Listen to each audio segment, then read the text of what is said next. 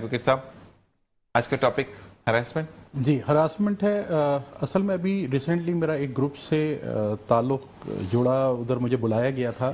Teachers ہی تھی وہاں پہ, اسکول کی ٹیچرز ہیں, کوآرڈینیٹر ہے, پرنسپل ہے, اور یہ پرنسپل اور یہ سارا وہاں پہ ایک یہ کنفیوژن کریٹ ہو گیا تھا کہ ہمیں ہراس کیا جا رہا ہے. جو ٹیچرز تھیں انہوں نے یہ دعویٰ کیا تھا کہ ہمیں ہراس کیا جا رہا ہے. تو اس سے ملنے کے بعد مجھے اندازہ ہوا کہ ہمارے معاشرے میں یہ علم کہ ہراسمنٹ کہتے کس کو ہیں اور ہراسمنٹ ہوتی کیا ہے, اس بات کو کلیئر ہونا چاہیے. ٹھیک ہے.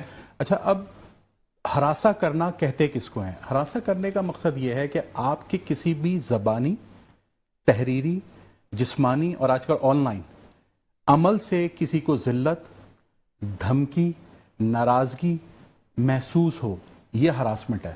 اوکے. اچھا, ہراسمنٹ جان بوجھ کر بھی کی جاتی ہے, ارادی طور پہ بھی ہو سکتی ہے اور غیر ارادی طور پہ بھی ہو سکتی ہے. ٹھیک ہے. مطلب آپ کا یہ ارادہ نہیں تھا لیکن آپ کے منہ سے یا آپ کی تحریر سے ایسے الفاظ ادا ہو گئے جو دوسرے کی ناراضگی یا ذلت کا باعث بنے.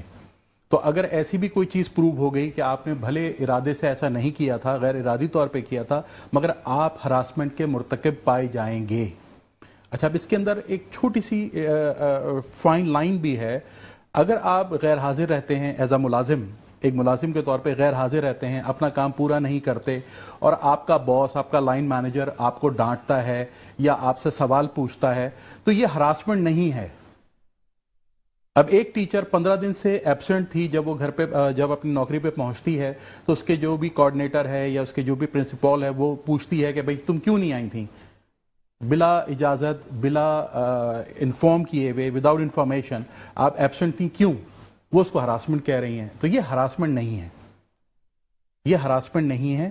ہراسمنٹ صرف وہ ہے جس میں آپ کی ذلت کی جائے, آپ کی کوئی ناراضگی ہو, یا آپ کو کسی کلچر, کریڈ, ریس یا ریلیجن کی بنیاد پہ نشانہ بنایا جائے. اچھا, ہراسمنٹ عورت کے ساتھ, مرد کے ساتھ, مرد عورت کے ساتھ کر سکتا ہے. ان اے وائڈ ڈیفینیشن اس وقت لوگ یہ سمجھ رہے ہیں کہ ہراسمنٹ وہ ہے جو مرد عورت کے درمیان ہوتی ہے. بالکل ہے, وہ بھی ہراسمنٹ ہے, مگر صرف وہ ہراسمنٹ نہیں ہے. ہراسمنٹ بہت ساری اقسام کی ہیں. تو اس چیز کو میں واضح کرنا چاہ رہا تھا کہ لوگ اس بات کو سمجھیں کہ ان کی کسی عمل سے کسی کو نقصان نہ پہنچے.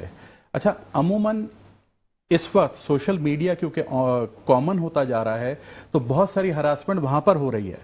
بہت ساری لوگ دوسروں کو دھمکیاں دے رہے ہیں, اس طرح کے الفاظ استعمال کر رہے ہیں جس سے دوسروں کی ذلت ہوتی ہے یا دوسروں کی ناراضگی ہوتی ہے.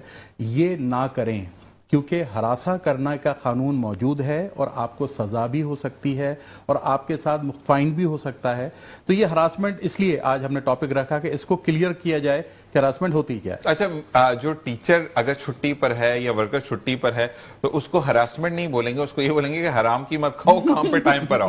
یہ بھی بول سکتے ہیں. نہیں, چھٹی کرنا اس کا حق ہے, مگر جو ایک کمپنی کی پالیسی ہے, ایک طریقہ ہے کہ آپ نہیں آتے. دیکھیں, آج دنیا میں کمیونیکیشن, مینز آف کمیونیکیشن بڑھ گئے ہیں. ایک دور وہ ہوتا تھا جب گھروں پہ ٹیلی فون بھی نہیں ہوتے تھے, تو آپ اگر ایبسنٹ ہو رہے ہیں تو آپ کے پاس کوئی وے نہیں ہوتا تھا اپنے امپلائر کو, اپنی ورک پلیس کو بتانے کا کہ میں آج ایبسنٹ ہوں.